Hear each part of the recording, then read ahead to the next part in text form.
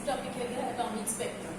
Atomic Spectra ਦੇ ਵਿੱਚ ਕੀ ਹੁੰਦਾ ਹੈ, ਜਦੋਂ ਵੀ ਆਪਾਂ ਵਾਈਟ ਲਾਈਟ ਪਾਉਂਦੇ ਹਾਂ, ਮੰਨ ਲਓ ਸਨਲਾਈਟ ਤੋਂ, ਠੀਕ ਹੈ, ਵਾਈਟ ਲਾਈਟ ਫਰਮ ਸਨ ਜਦੋਂ ਕਿਸੇ ਪ੍ਰਿਜ਼ਮ ਦੇ ਉੱਤੇ ਪੈਂਦੀ ਹੈ ਤਾਂ ਸਪਲਿਟ ਕਰਦੀ ਹੈ 7 ਕਲਰਸ ਦੇ ਵਿੱਚ, ਜਿਵੇਂ ਰੇਨਬੋ ਫਾਰਮ ਹੈ, ਠੀਕ ਹੈ।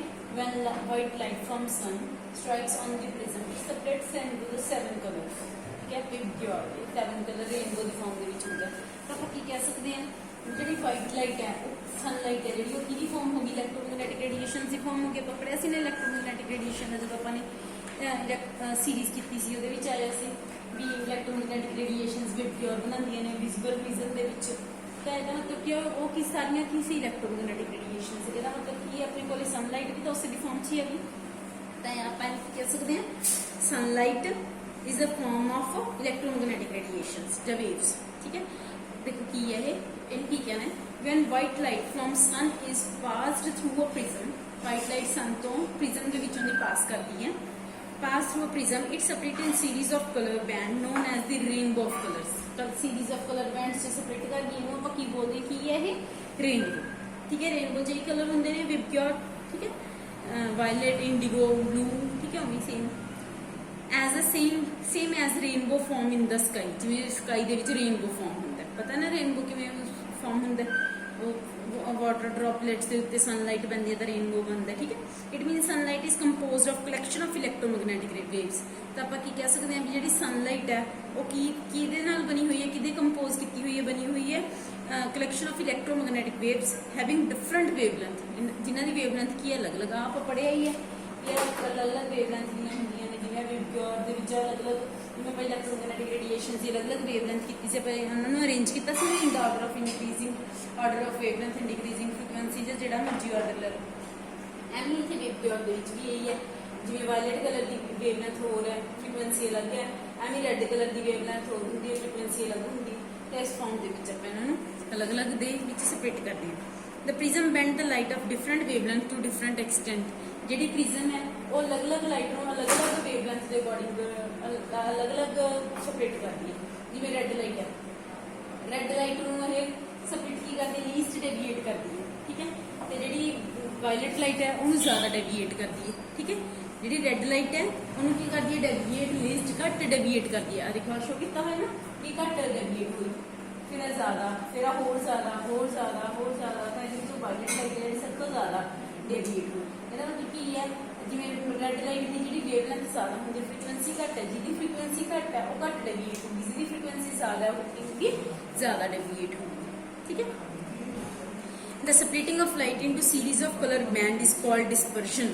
तो इन्हें की बोलते हैं, की हो रहा है डिस्पर्शन, सपरेटिंग ऑफ लाइट, ठीक है। ये लाइट की सपरेटिंग हो रही है, the separating of light into series of colour band, इस सपरेटिंग हो रही है लाइट की अलग अलग कलर बैंड के विच, ठीक है। तेनों आप की बोलते हैं की हो रहे अपने को जी सपरेटिंग हो रही है लाइट की कलर बैंड्स के विच, इन्हों आप की बोलते हैं की है ये डिस्पर्शन। सपरेटिंग इस सपरेटिंग की बोलते हैं डिस्पर्शन, ठीक है। And series of colour band is called spectrum. तो जो कलर स्पैक्ट्रम बन रहे हैं, ठीक है, सीरीज ऑफ कलर बैंड इन्होंने आप की बोलेंगे की बन गया अपने को एक स्पैक्ट्रा बनेगा, की बन गया अपने को एक स्पैक्ट्रा, ठीक है। पिछले जो मैं तुम क्या मे भी हले तुम स्पैक्ट्रे का मतलब नहीं पता, तेनों आप की बोलेंगे की बन गया अपने को स्पैक्ट्रम या Spectra. In this spectrum there is a continuity of color, that is one color merges into the other without any gap, such a spectrum is called continuous spectrum, ठीक है। कहते जो ये स्पैक्ट्रम बनता है कहते कॉन्टीन्यूटी होंगी है कलर्स की, कलर की कॉन्टीन्यूटी की है, जिवें पहला मान लो अपने को रेड है, ऑरेंज है, येलो है, जो कह दो वायलेट है, इंडिगो है, फिर अपने को ब्लू है। तो ये अपने को सीरीज ऑफ कलर्स बन रहे हैं, one colour is merges into the another without any gap. जिवें की है पहला कलर आ गया ना दी नाल अगला इंडिगो आ गया, फिर इत्थे अपने को ब्लू आ गया, फिर इत्थे अपने को अगला कलर आने अलग अलग कलर आने नाल दी नाल आ रहे हैं, ये लगातार कलर आ रहे हैं, इन्होंने विचकार कोई गैप नहीं ना है। तो अपन बोलते हैं कॉन्टीन्यूस स्पैक्ट्रम। कॉन्टीन्यूस वर्ड का मतलब ही की होंगे लगातार, कोई गैप ना हो जिथे, दैन की बोलते हैं की है कॉन्टीन्यूस स्पैक्ट्रम, ठीक है। जो एटॉमिक स्पैक्ट्र आप शुरू किया है अपने को दो तरह का होंगे, एटॉमिक स्पैक्ट्र अपने को की होंगे दो तरह का। फर्स्ट है एक होंगे एब्जॉर्प्शन स्पैक्ट्रम, एक होंगे अपने को एमिशन स्पैक्ट्रम। ਕੋਲ ਦੋ ਤਰ੍ਹਾਂ ਦਾ ਐਟੋਮਿਕ ਸਪੈਕਟਰਮ ਹੁੰਦਾ। ਫਸਟ ਹੈਗਾ ਐਬਜ਼ੌਰਪਸ਼ਨ ਸਪੈਕਟਰਾ, ਸੈਕੰਡ ਹੈਗਾ ਐਮਿਸ਼ਨ ਸਪੈਕਟਰਾ। ਜੇ ਕਹੋ ਪਹਿਲਾਂ ਹੈਗਾ ਐਮਿਸ਼ਨ ਸਪੈਕਟਰਾ ਜਾਂ ਐਬਜ਼ੌਰਪਸ਼ਨ ਸਪੈਕਟਰਾ, ਜਿਵੇਂ ਮਰਜ਼ੀ ਕਰੀ ਜਾਓ, ਇੱਕੋ ਗੱਲ ਹੀ ਹੈ। ਠੀਕ ਹੈ, ਤਾਂ ਫਸਟ ਆਪਾਂ ਕਰਨ ਲੱਗੇ ਹਾਂ ਜਿਵੇਂ ਮੰਨ ਲਓ ਇਹਦੇ ਵਿੱਚ ਐਮਿਸ਼ਨ ਸਪੈਕਟਰਾ। ਠੀਕ ਹੈ, ਇੱਕ ਮਿੰਟ। ਹਾਂਜੀ, ਨੈਕਸਟ ਹੈਗਾ ਐਮਿਸ਼ਨ ਸਪੈਕਟਰਾ। ਦੇਖੋ ਐਮਿਸ਼ਨ ਸਪੈਕਟਰਾ ਕੀ ਹੁੰਦਾ ਹੈ? Emission spectra is obtained when the radiations emitted from the substance that have absorbed energy। ਕਹਿੰਦੇ ਮਤਲਬ ਕੀ ਹੈ? ਐਮਿਸ਼ਨ ਸਪੈਕਟਰਾ ਕਦੋਂ ਅਬਜ਼ਰਵ ਹੁੰਦਾ ਹੈ? ਜਦੋਂ ਕੋਈ ਸਬਸਟੈਂਸ ਰੇਡੀਏਸ਼ਨਸ emit ਕਰੇ।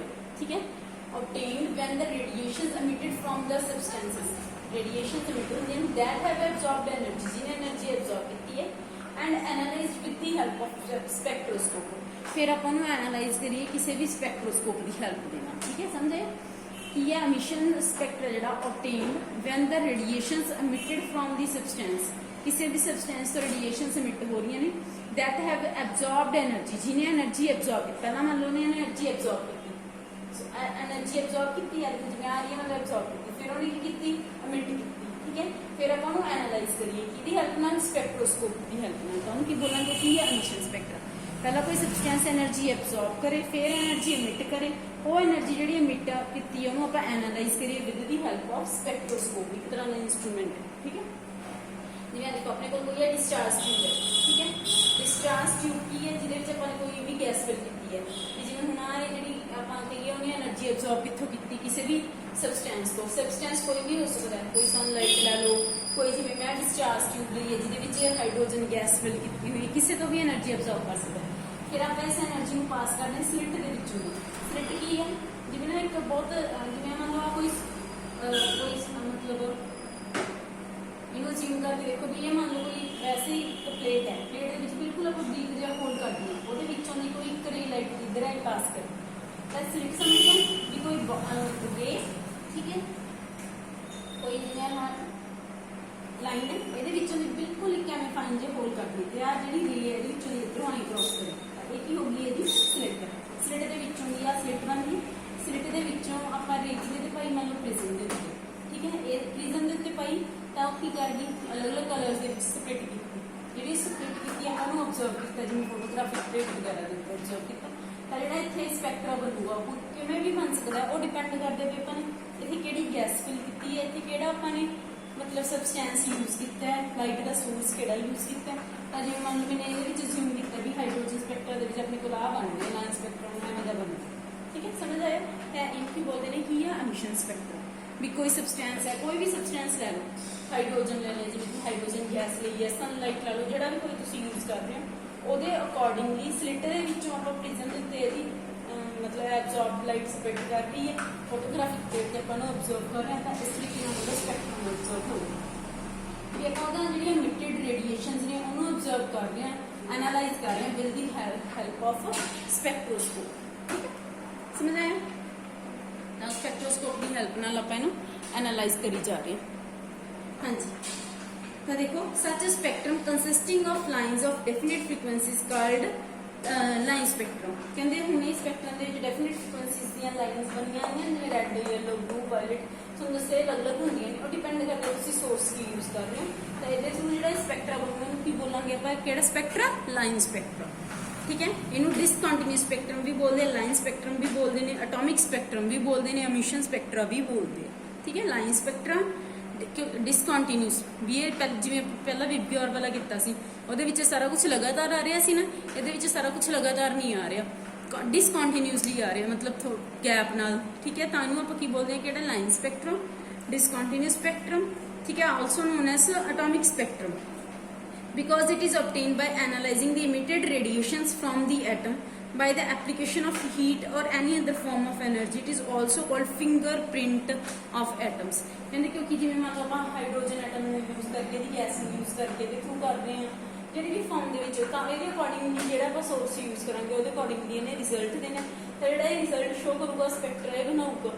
ਠੀਕ ਹੈ, ਤਾਂ ਇਹਦੇ ਹਿਸਾਬ ਨਾਲ ਆਪਾਂ ਇਹਨੂੰ ਕੀ ਬੋਲੇ? ਲਾਈਨ ਸਪੈਕਟਰਮ, ਐਟੋਮਿਕ ਸਪੈਕਟਰਮ, ਕਿਉਂਕਿ ਕਿਸੇ ਐਟਮ ਬਾਅਦ ਦੇ ਸਪੈਕਟਰਮ ਨੂੰ ਸ਼ੋ ਕਰ ਰਿਹਾ, ਇਹਨੂੰ ਐਟੋਮਿਕ ਸਪੈਕਟਰਮ ਵੀ ਬੋਲਦੇ, ਇਹਨੂੰ ਉਹਦੇ ਬਾਰੇ ਦੱਸ ਰਿਹਾ, ਤੈਨੂੰ ਉਹਦਾ ਫਿੰਗਰਪ੍ਰਿੰਟ ਸਪੈਕਟਰਾ ਵੀ ਬੋਲਿਆ ਜਾਂਦਾ। ਠੀਕ ਹੈ, ਨੈਕਸਟ ਹੈਗਾ ਐਬਜ਼ੌਰਪਸ਼ਨ ਸਪੈਕਟਰਮ। ਹਾਂਜੀ, ਨੈਕਸਟ ਹੈਗਾ ਐਬਜ਼ੌਰਪਸ਼ਨ ਸਪੈਕਟਰਮ। ਇਹਦੇ ਵਿੱਚ ਦੇਖੋ ਕੀ ਹੈ? When white light is allowed to pass through a gas or a solution of some sort ਕਹਿੰਦੇ ਕਿ ਆਪਾਂ ਵਾਈਟ ਲਾਈਟ ਨੂੰ ਹੈ ਜਿਹੜਾ ਹੁਣ ਕਿਸੇ ਗੈਸ ਦੇ ਵਿੱਚੋਂ ਦੀ ਪਾਸ ਕਰੀਏ ਜਾਂ ਕਿਸੇ ਸੋਲੂਸ਼ਨ 'ਚ ਪਾਸ ਕਰੀਏ, ਕਿਸੇ ਸਾਲਟ ਦੇ ਸੋਲੂਸ਼ਨ 'ਚ ਪਾਸ ਕਰੀਏ ਐਂਡ ਟ੍ਰਾਂਸਮਿਟਡ ਲਾਈਟ ਇਜ਼ ਐਨਾਲਾਈਜ਼ਡ। ਤਾਂ ਉਹਦੇ ਵਿੱਚੋਂ ਆਪਾਂ ਟ੍ਰਾਂਸਮਿਟਡ ਲਾਈਟ ਹੁੰਦੀ ਹੈ ਉਹਦੇ ਵਿੱਚੋਂ ਦੀ ਕ੍ਰਾਸ ਕਰਕੇ ਜਾਵੇ। ਮੈਂ ਡਾਇਗਰਾਮ ਬਣਾ ਕੇ ਦੱਸਦੀ ਹਾਂ। Transmitted light is analysed, we obtain a spectrum in which dark lines are observed in an otherwise continuous spectrum is observed। ਕਹਿੰਦੇ ਦੇ ਵਿੱਚ ਕੀ ਜਦੋਂ ਟ੍ਰਾਂਸਮਿਟਡ ਲਾਈਟ ਨੂੰ ਆਪਾਂ ਆਬਜ਼ਰਵ ਕਰਾਂਗੇ ਤਾਂ ਆਪਣੇ ਕੋਲ ਕੀ ਹੋਣਗੀਆਂ ਡਾਰਕ ਜੀਆਂ ਲਾਈਨਸ ਦਿਖਣਗੀਆਂ, ਇਹਦੇ ਵਿੱਚ ਡਾਰਕ ਲਾਈਨਸ ਦਿਖਣਗੀਆਂ ਜਿਹੜੀਆਂ ਕਿ ਕੰਟੀਨਿਊਸ ਸਪੈਕਟਰਾ ਸ਼ੋ ਕਰਨਗੀਆਂ। These dark lines shows that radiations of corresponding wavelength have been observed by the substance। ਕਹਿੰਦੇ ਜਿਹੜੀਆਂ ਰੇਡੀਏਸ਼ਨਸ ਨੇ ਜੇ ਕਹਿੰਦੇ ਡਾਰਕ ਲਾਈਨਸ ਨੇ ਕੀ ਸ਼ੋ ਕਰਦੀਆਂ ਨੇ ਕਿ ਉਹ ਜਿਹੜੀਆਂ ਡਾਰਕ ਲਾਈਨਸ ਆਈਆਂ ਨੇ ਕਿਹਦੇ ਕਰਕੇ ਆਈਆਂ ਨੇ, ਉਹ ਸੋਲੂਸ਼ਨ ਕਰਕੇ ਜਾਂ ਉਹ ਗੈਸ ਕਰਕੇ। Wavelength observed by the substance from the white light, such a spectrum containing the few dark lines due to the absorption of light are called absorption spectrum। ਤਾਂ ਫਿਰ ਜਿਹੜੇ ਸਪੈਕਟਰਮ ਨੂੰ ਆਪਾਂ ਕੀ ਬੋਲਾਂਗੇ, ਕੀ ਹੈ ਐਬਜ਼ੌਰਪਸ਼ਨ ਸਪੈਕਟਰਮ। ਮੈਂ ਥੋੜੀ ਜਿਹੀ ਡਾਇਗਰਾਮ ਬਣਾਉਣ ਲੱਗੀ ਹਾਂ, ਫਿਰ ਉਸ ਤੋਂ ਬਾਅਦ ਇਹਦੀ ਆ ਡੈਫੀਨੇਸ਼ਨ ਨੂੰ ਸਮਝ ਕੇ ਦੇਖੋ ਛੇਤੀ ਸਮਝ ਆ ਜਾਊਗਾ ਜਿਹੜੀ ਸਪੈਕਟਰ ਦੇ ਵਿੱਚ ਕੀ ਹੈ। ਹਾਂਜੀ ਹੁਣ ਇਹਨੂੰ ਦੇਖੋ, ਹੁਣ ਇਹਦੀ ਡੈਫੀਨੇਸ਼ਨ ਇਹਦੇ ਨਾਲ ਦੇਖੋ। ਸਨਲਾਈਟ ਆਈ, ਸਲਿੱਟ ਚੋਂ ਪਾਸ ਕੀਤੀ, ਸਲਿੱਟ ਚੋਂ ਪਾਸ ਕੀਤੀ ਤਾਂ ਉਹਨੂੰ ਫਰਦਰ ਆਪਾਂ ਕਿਸੇ ਸੋਲੂਸ਼ਨ ਚੋਂ ਪਾਸ ਕੀਤਾ। ਪਹਿਲੀ ਲਾਈਨ ਦੇਖੋ ਕੀ ਸੀ, ਜਦੋਂ ਕੋਈ ਵੀ ਵਾਈਟ ਲਾਈਟ ਨੂੰ ਆਪਾਂ ਕਿਸੇ ਸੋਲੂਸ਼ਨ 'ਚ ਜਾਂ ਗੈਸ 'ਚ ਪਾਸ ਕਰਦੇ ਹਾਂ ਤਾਂ ਆਪਾਂ ਉਹਦੀ ਕੀ ਅਬਜ਼ਰਵ ਕਰਦੇ ਸੀ, transmitted light. And transmitted light is analysed. ਆ ਜਿਹੜੀ ਇਹਦੇ ਵਿੱਚੋਂ ਦੀ ਕ੍ਰਾਸ ਹੋ ਕੇ ਲਾਈਟ ਆਈ ਹੈ ਇਹਨੂੰ ਆਪਾਂ ਕੀ ਬੋਲਾਂਗੇ, ਕਿਹੜੀ ਲਾਈਟ ਹੈ, ਟ੍ਰਾਂਸਮਿਟਡ light. Transmitted light is analyzed, we obtain a spectrum। ਤਾਂ ਆਪਾਂ ਇਹਦੇ ਥਰੂ ਇੱਕ ਸਪੈਕਟਰਮ obtain ਕਰਨਾ ਹੈ in which dark lines are observed, ਜਿਹਦੇ ਵਿੱਚ ਆਪਣੇ ਕੋਲ ਕੀ ਅਬਜ਼ਰਵ ਹੁੰਦੀਆਂ ਨੇ, ਆ ਫੋਟੋਗ੍ਰਾਫਿਕ ਪਲੇਟ ਹੈ, ਠੀਕ ਹੈ। ਇਹਦੇ ਤੇ ਆਪਣੇ ਆਪਾਂ ਨੂੰ ਕੀ ਅਬਜ਼ਰਵ ਹੁੰਦੀਆਂ ਨੇ, ਡਾਰਕ ਲਾਈਨਸ, ਠੀਕ ਹੈ, ਆਰ ਅਬਜ਼ਰਵਡ ਇਨ ਐਨ ਅਦਰਵਾਈਜ਼ ਕੰਟੀਨਿਊਸ ਸਪੈਕਟਰਮ। ਮਤਲਬ ਇਹ ਕੰਟੀਨਿਊਸਲੀ ਸ਼ੋ ਹੋ ਰਹੀਆਂ ਨੇ, ਇਹਨਾਂ ਦੇ ਵਿਚਕਾਰ ਕੋਈ ਗੈਪ ਨਹੀਂ ਹੈਗਾ। These dark lines are shows that radiations of corresponding wavelength have been observed। ਤਾਂ ਜਿਹੜੀਆਂ ਮਤਲਬ ਡਾਰਕ ਲਾਈਨਸ ਆ ਰਹੀਆਂ ਨੇ ਇਹਨਾਂ ਦੀ ਪਰਟੀਕੂਲਰ ਵੇਵਲੈਂਥ ਹੈਗੀ, ਉਹ ਡਿਪੈਂਡ ਕਰਦੀ ਹੈ, ਨਾਲੇ ਕਲਰ ਹੋਊਗਾ ਉਹ ਡਿਪੈਂਡ ਕਰੂਗਾ ਆਪਣੇ ਕੋਲੇ ਵੀ ਇਹ ਜਿਹੜੀਆਂ ਲਾਈਟ ਨੇ ਇਹ ਵੀ ਕਿਹੜੇ ਸੋਲੂਸ਼ਨ 'ਚ ਪਾਸ ਹੋ ਕੇ ਆਈਆਂ ਨੇ। Have been observed by the substance from the white light such a spectrum containing few dark lines due to absorption of light. ਕਹਿੰਦੇ ਡਾਰਕ ਲਾਈਨਸ ਕਾਹਦੇ ਕਰਕੇ ਹੋਈਆਂ ਨੇ, ਕਿਉਂਕਿ ਇਹ ਅਬਜ਼ੌਰਪਸ਼ਨ ਹੋਈ ਹੈ ਲਾਈਟ ਦੀ, ਤੇ ਉਹ ਟ੍ਰਾਂਸਮਿਟਡ ਲਾਈਟ ਜਿਹੜੀ ਆਪਾਂ ਨੇ ਇੱਥੇ ਅਬਜ਼ਰਵ ਕੀਤੀ ਉਹਦੇ ਕਰਕੇ ਡਾਰਕ ਲਾਈਨਸ ਆਈਆਂ ਨੇ ਪਰਟੀਕੂਲਰ ਵੇਵਲੈਂਥ ਦੇ। ਇਹ ਸਪੈਕਟਰਮ ਨੂੰ ਕਿ ਆਪਾਂ ਕੀ ਬੋਲਾਂਗੇ, ਕੀ ਹੈ ਇਹ, ਐਬਜ਼ੌਰਪਸ਼ਨ ਸਪੈਕਟਰਮ, ਠੀਕ ਹੈ।